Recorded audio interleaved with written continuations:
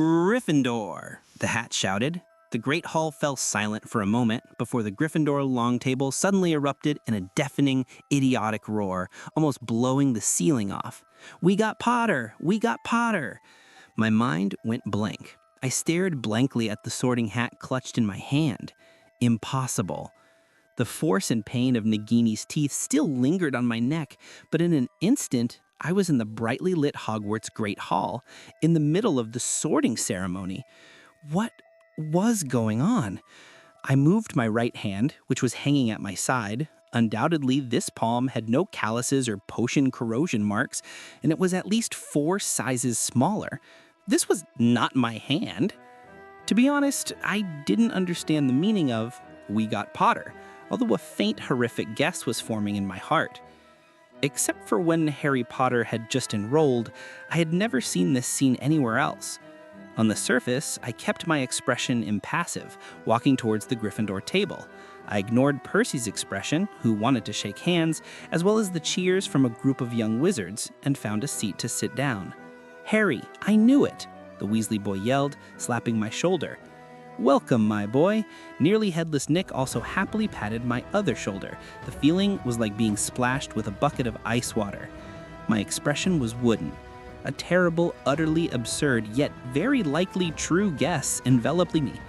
To verify, I looked up towards the staff table. From Dumbledore's perspective, the old fool must have thought little Harry was simply immersed in a huge surprise. So when I looked up, Dumbledore gave me a mischievous wink. I received Dumbledore's friendly signal and immediately felt the pain in my stomach. I subconsciously turned my face away, my gaze sweeping over the staff table. Usually, seeing who the Defense Against the Dark Arts professor was could determine the year. Quirrell, Hagrid, McGonagall, Hooch, and myself. Myself at the staff table was talking to Quirrell. My eyes, as in Professor Snape's, seemed to casually sweep over, meeting Harry Potter's gaze. Those eyes were indifferent and empty. But his gaze immediately turned back, as if it were just an accidental glance. A burning pain suddenly flared up on my forehead at the location of Harry Potter's scar. I resisted the urge to move, but my heart sunk. The guess was completely verified. I had become a newly enrolled Harry Potter. For the next 4 days, I found it somewhat hard to accept this fact. Every time I looked in the mirror at the boy with messy hair, wearing glasses and looking almost exactly like the old Potter, I showed an expression of disgust, as if I had swallowed a fly. The most terrifying part, however, was that I had to pretend to be an 11-year-old child at all times. I could not use occlumency to hide my emotions, but rather my own acting skills. This was especially difficult in front of Dumbledore's azure eyes, which seemed to see right through one's heart. And today, the class I was about to attend was the one I myself taught, potions. This undoubtedly let me breathe a sigh of relief. After all, the person who understood me best was myself, and potions was my specialty. To distinguish, we shall temporarily call me Harry Potter, and the one teaching, still, Professor Snape. Oh yes, during the roll call, Professor Snape suddenly stopped, speaking softly. Harry Potter, our new celebrity. My, as in Harry's, face remained impassive. Yes, I knew I could imagine how much I myself, as in Professor Snape, detested Potter. I raised my head, unreservedly meeting the gaze of myself at the desk, without speaking. Professor Snape stared at me. After a few seconds, he, as in Professor Snape, looked away, seemingly with some contempt, and continued the roll call. The Weasley boy at my side looked at me, his expression a bit confused. "I can teach you how to bottle fame, brew glory, even stop her death, if you aren't as big a bunch of dunderheads as I usually have to teach." Professor Snape finished his opening speech in a soft voice. The Granger girl was leaning forward on the edge of her seat, as if desperate to prove she wasn't a dunderhead. After a brief silence, Professor Snape suddenly said, "Potter, what would I get if I added powdered root of asphodel to an infusion of wormwood?" As expected, I, as in Harry, slowly stood up. The Weasley boy, thinking I couldn't answer, froze before shooting me an anxious look. The Granger girl's hand shot up. "The Draught of Living Death. It is a very powerful sleeping potion," I replied calmly. For many nights, I, the real Snape, had to rely on the draught of living death to sleep, whether in my youth or during those brief dozen or so years of peace, so I couldn't be more familiar with this potion. Where would you look if I told you to find me a bezoar? From the stomach of a goat, it has strong detoxifying properties. What's the difference between monkshood and wolfsbane? There is no difference, they are the same plant. The dungeon classroom was silent. The Weasley boy was startled, looking at me excitedly and mouthed silently, "Brilliant." The Granger girl also lowered her arm. Professor Snape stared at me searchingly, as if he hadn't expected me to be able to answer, yet as if he thought it was only natural. This time I did not look away. I looked at myself's expression on the dais, knowing clearly that he must have thought of Lily again, that witch who had been excellent in potions back then. After a long moment, Professor Snape said, "Did you all hear that? Why aren't you all writing this down?" The classroom immediately filled with the rustling of pulling out quills and parchment. After half the class had passed, I could feel his eyes on me. Professor Snape, my other self, had keenly discovered that the one performing best was, precisely, that Potter. It must have been infuriating for him. Unlike Malfoy, who was slavishly following the book's method, I had only glanced at the instructions once before reverting to my own, superior techniques. I observed the color, I made small creative modifications to the steps. It was second nature. These new hands were clumsy and unfamiliar, I would admit, but the technique was clearly my own, explored and organized, not taught by another. I felt his eyes fixed searchingly on me, the black-haired brat, as he paced the dungeon. I knew exactly what he was thinking. This was too unusual for a first year. Malfoy, despite all his family tutoring, hadn't the creativity to deviate from the text. He would pace and brood and inevitably land on only one possible reason. I had inherited my mother's outstanding talent in potions, Lily's talent. I kept my head down, my hands never stopping. Concealing my true level was, without a doubt, necessary, but to ask me to pretend to be a flustered first year, to deliberately make mistakes in the steps or pretend to be unfamiliar with the ingredients, that was intolerable, impossible. No, performing this well and allowing him, Professor Snape, to become suspicious was the only path. He would suspect I had been taught by someone with ulterior motives, and so the best way, the only way, was to let him attribute it to inherited talent. With the old Potter's, unbelievable, background from a potions family and the inheritance from the best witch in that class, my superior excellence was traceable. It was the perfect alibi. The class finally ended under Professor Snape's probing, somewhat puzzled gaze. A week was enough for the entire staff to realize that this Potter was completely different from his troublemaking father. I was, apparently, naturally gifted, outstanding, hardworking, and disgustingly humble. Faced with the idiotic admiration of those around me, I was misinterpreted as extremely shy and reserved, often fleeing in disarray. I was, they assumed, distressed to the point of melancholy. The fool Flitwick had personally seen me standing in the bathroom trying to calm myself. My face was gloomy and I was trembling, not with shame, but with pure indignation. I had just been forced to accidentally overhear students discussing my handsome face and messy black hair. I had run out immediately before I hexed them. "Oh, little Harry," Flitwick had squeaked, assuming praise troubled me so. He even made a special effort to encourage me, hoping I would become more cheerful. I forced a smile so distorted it must have looked like a seizure. When classes ended on Friday, the Weasley boy tried to drag me to the common room to play wizard's chess. To be clear, I had not spoken much to him all week. I had fully expressed my coldness and distance. The dunderhead hadn't sensed it at all. Then again, I was cold and indifferent to everyone. But what did they expect? I was a Gryffindor now. A note from Hagrid delivered by the owl rescued me. The Weasley boy, naturally, leaned over curiously. "Hagrid invited you, but where does he live?" he said blankly. My face darkened. I struggled to answer. I absolutely, under no circumstances, wanted to go and hear about my parents' heroic deeds. I might even be required to pretend to be moved to tears. But I couldn't not go. It was the first week. Albus was without a doubt still paying close attention to little Potter. A child who had never seen his parents, coming to their school, meeting their friends. Could he resist asking questions? I absolutely must hide my identity. If Albus discovered that little Potter was actually, I refused to think about it further. But the thought of being forced to listen to those fawning stories about the old Potter and having to put on a moved expression, my expression distorted again. I gritted my teeth and began to write a reply on the back of the note. The Weasley boy blinked, confused. Was I hungry again? Apparently, these past few days, I always showed this expression of being hungry but too embarrassed to say so.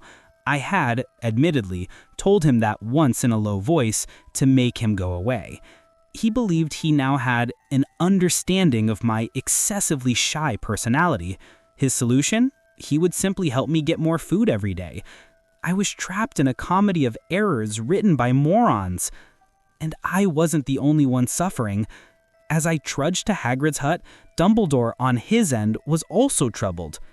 Smart, excellent in coursework, extremely skilled in potions, practically a carbon copy of Lily, he murmured, a trace of worry behind his glasses.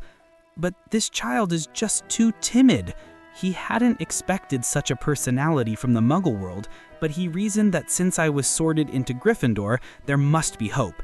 The bravery was just hidden. We need to observe him more, Dumbledore concluded. He had just tasked me with mentoring myself. I was in a very bad mood. I was striding back toward the castle, alone. I ignored the fools who greeted me on the path. My expression, I knew, must have been terrible. It wasn't just because I had gotten an earful of my dad's exploits from the oaf Hagrid. It was also because, as expected, I had discovered the small newspaper clipping deliberately left for me to find, the report on the Gringotts break-in. This, I recognized, was the beginning of Dumbledore's training for Potter. Without Dumbledore's painstaking guidance, I already knew the ins and outs of this whole Philosopher's Stone business. After all, I had been the one closely monitoring and protecting the original little Potter back then. I hated those kinds of reckless, stupid, and dangerous actions.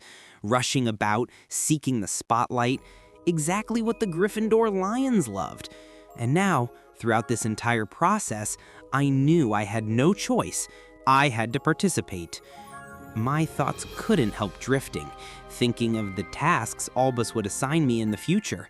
To give Potter the sword of Gryffindor when he was in danger, and to give him the memories before the final duel with the Dark Lord, so that the boy would know he must die.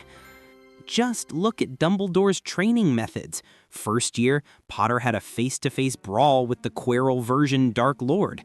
Second year, Potter found the Chamber of Secrets, killed the Basilisk, and rescued a Weasley.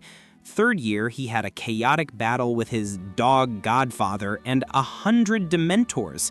Fourth year, he participated in the Tri-Wizard tournament he shouldn't have, fleeing from the resurrected Dark Lord. Fifth year, he began fighting the Dark Lord for control of his mind. Sixth year, that private tutoring from Albus and that ring Albus found which required serious attention. Seventh year, he fought the Dark Lord to the death. What Harry Potter experienced every year starting from age 11 were things that most people triple his age couldn't accomplish. I didn't know the final outcome because I had returned right after being bitten to death by Nagini. I had assumed the boy would complete the final task perfectly. But I had been thinking repeatedly all week, since I was back, something must have gone wrong. Harry Potter didn't kill the Dark Lord. That must be why I had inexplicably returned to the very beginning, becoming this Potter brat.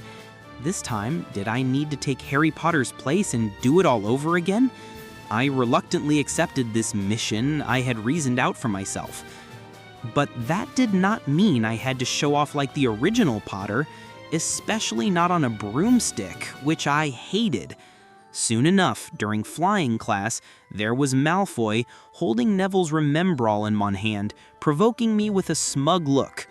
I watched this scene, thinking angrily, if I responded, I would inevitably have to compete with Malfoy on a broom. I was well aware of my own, Snape's, dismal skill level, but if I refused, would Dumbledore find out? Would he think I was too cowardly, thus creating even more trials for me? I had been ignoring Malfoy, so clearly he was only looking for trouble because he disliked Potter. At this thought, my disgust for this identity grew a little stronger. I gripped the broomstick tightly. "Then let's try," I said coldly. Draco looked at me with some surprise. The skinny little boy had shed his usual shy head-down demeanor. I was now looking straight at him, and the gaze behind my glasses was icy cold. Malfoy subconsciously wanted to shiver. That gaze was just like Professor Snape's. He laughed, pretending to be unfazed, mounted his broom, and kicked off the ground. He held up the Remembrall and shouted, "Then let's see if you can get it back, Potter." "Harry, don't!" the Hermione girl said quickly, her face full of worry. "Madam Hooch said not to fly while she's away." But I, unmoved, mounted my broom and kicked off the ground as well. It wasn't that I didn't know how to use a broom. I just wasn't very good at it and disliked such a barbaric activity. But now, as I rose into the air, I suddenly had a feeling. I could fly. Very well. My balance was no longer terrible.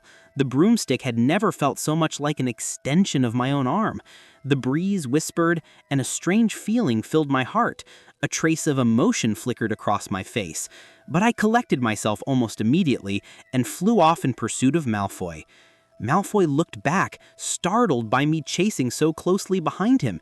He abruptly threw the Remembrall high into the air. "See if you can catch it, Potter." My pupils contracted, my expression involuntarily turning grim. I subconsciously leaned forward and the broom accelerated. As the Remembrall traced an arc and began to fall, I dove, preparing to catch it. But I suddenly saw Professor McGonagall's office on the second floor in the distance. Professor McGonagall herself was sitting at her desk, staring at me in alarm. In a flash, I remembered that the original Harry Potter had been specially recruited onto the Quidditch team in his first year. It seemed to be from Professor McGonagall's own recommendation.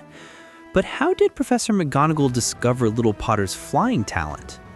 If I continued to chase this absurd ball now, I was certain I could catch that Remembrall without a scratch. This was a feeling I had, as if fated. This body, it knew how to fly. The Remembrall, after tracing an arc, began to fall. That invisible shape was like a thread passing through all the memory beads. If I dived from a height of 50 feet right in front of Professor McGonagall and caught the Remembrall unharmed, then without a doubt, I would definitely make the house team. But Merlin, that was the Gryffindor Quidditch team. I was so horrified my face almost turned green. I was already diving. I could see Professor McGonagall clutching the clothes on her chest, her expression as if she could barely breathe. The Remembrall was still falling. What should I do? Let the Remembrall fall and smash? Fall and smash together with the Remembrall? Or give up the Remembrall, turn back, and beat up Malfoy to show my courage was still intact? In that 1 second, my mind raced. "Potter! Potter!" A voice full of anger roared. I froze, my gaze sweeping to another direction of the castle. At a corner, black robes billowing long strides like a meteor. The person walking over furiously was Professor Snape. Good. No need to struggle with the decision anymore. Thank myself. But why would I appear here at this moment? An apprehensive and panicked expression immediately appeared on my face. I slewed the broom speed and descended.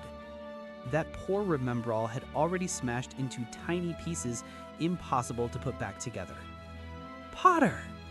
Potter, how dare you!" My voice roared. "Is your head stuffed so full of weeds that it made you forget you're only a first year? If your organs on your face are still functioning, you should know this isn't 5 inches, not 1 foot, but damned 50 feet. I do not wish to waste my time attending the funeral of the arrogant and conceited Potter." He, my other self, roared terribly. I was even a little stunned by himself. I lowered my head, listening to myself scold me without a sound, and breathed a sigh of relief inwardly. But from his perspective, Professor Snape, it just looked like the Potter brat had reverted to that shy and flustered appearance, even more timid. He glared angrily at the small black-haired figure before him, barely resisting the urge to spray more venom. "Harry! Harry Potter!" The Granger girl, Weasley, and the others rushed over.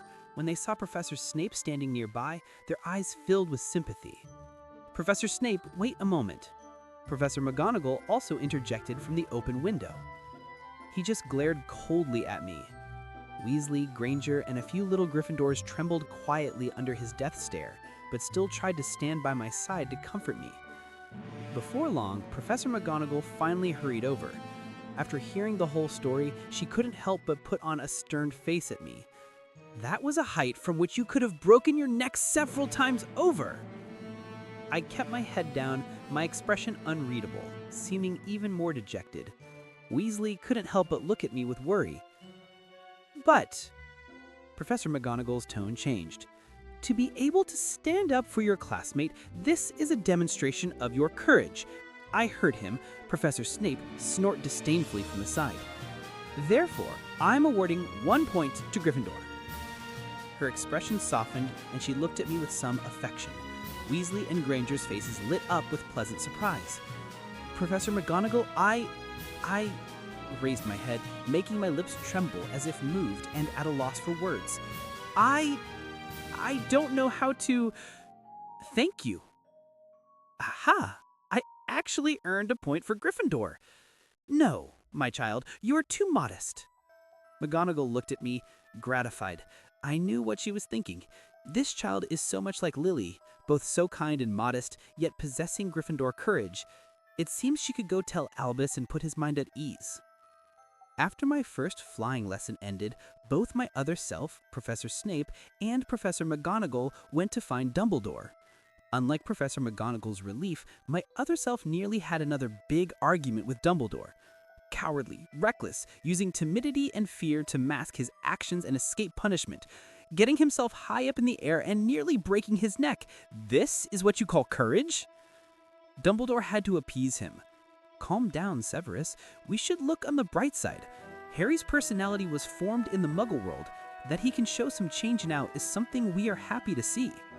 And we can also see that his flying skills are excellent and he is brave enough to help his companions. Isn't that so?" My other self laughed out of extreme anger. "And for that, he constantly puts himself in danger? I did not sacrifice my personal time to help you watch him try to get himself killed time and time again." "Severus, isn't that precisely what you're supposed to do?" Dumbledore's expression turned stern, a trace of weariness coloring his blue eyes. His expression looked as if he had been punched. All the anger faded. An almost imperceptible trace of vulnerability crossed his face. After silently meeting Dumbledore's gaze, he slowly nodded. "Severus, put aside your prejudice and look at Harry. He's not as you think. He's so much like Lily." After a long time, a deep, cello-like voice, his voice, finally sounded very softly. "I understand." On this day, upon returning to the Gryffindor common room, everyone was still enthusiastically discussing the events of the flying lesson. Longbottom was still in the hospital wing. And predictably, I was cornered by Malfoy on the way. "Potter, how about we have a wizard's duel? Wands only, no helpers allowed." Malfoy's lips curled into that perpetually disdainful expression. Before the Weasley boy could indignantly agree for me, I just glanced at him casually, not taking it to heart in the slightest. Boring. I couldn't be more familiar with this kind of petty Slytherin trick. First-year wizards hadn't even learned many spells. Although Draco was slightly better, it was only slightly. Besides, Lucius had spoiled him, and he was getting far too carried away. If I were to actually fight him, I would be the one ashamed. Malfoy's chin lifted even higher. He asked contemptuously, "Are you scared?" The Weasley boy's face flushed red, and he retorted, "You're the one who's scared. I stopped him, shaking my head. Then I gave my wand a light flick and looked back at Malfoy. "In any subject, you cannot compare to me. I don't understand where you got this foolish idea to challenge me. Could it be that your head is already so stuffed with arrogance and conceit that it's made you forget how to be a Malfoy? Or perhaps you only remember the first half of the school motto and are proud of it?" Malfoy froze. After speaking, I walked straight past him and flicked my wand again. The Weasley boy, confused, hurried to catch up. "Wait, Harry, what did you guys say?" Malfoy's two large cronies were equally puzzled. Malfoy himself didn't hear. He was still immersed in shock. I knew what he was thinking. Why did Harry Potter's tone of voice sound just like Professor Snape's? The first half of the school motto, Draco Dormens, Sleeping Dragon, Sleeping Dragon. He took half of it to mock him. Was he calling him a sleeping dragon? Only after I had walked far away did Malfoy's face suddenly flush bright red. I ignored Weasley's confused questions and fell into deep thought. Little Malfoy had triggered memories of my past life. After Lucius was sent to Azkaban, Draco had become more hostile, more hateful. The Dark Lord ordered Draco to kill Dumbledore, and the boy was so blinded that he believed it was an honor. Until the end, on the tower, when Draco faced a defenseless Dumbledore, he couldn't do it. He was terrified. He was still just a child. In the end, it was I, my former self, who arrived in time and did the deed. I absolutely did not want the events from my memory to repeat themselves. I thought while properly concealing my identity, I must also start proactively planning for the future. Although I only knew the word Horcrux and its significance, my own private investigation couldn't compare to Dumbledore's. The best way was still to cooperate with Dumbledore. My current identity was Harry Potter, and Dumbledore's main task right now was to observe and train me. As long as I could reveal my potential and excellence beyond Dumbledore's expectations, it would certainly make him reveal the secrets earlier, accelerating the defeat of the Dark Lord. "Harry?" Weasley saw I was thinking and assumed I was still angry about Malfoy's provocation. He said indignantly, "Malfoy is too arrogant. We can definitely beat him." I gave him a perfunctory nod, continuing to think. I needed to proactively reveal some of my abilities. It seemed I had to find a way to make a trip to the three-headed dog guarding the Philosopher's Stone. Dumbledore would surely be very pleased to see me beginning to enter his training plan. Such an opportunity came quickly. During a break between classes one day, Weasley and I were hurrying to our next classroom. Under my deliberate guidance, the two of us stepped on a specific staircase.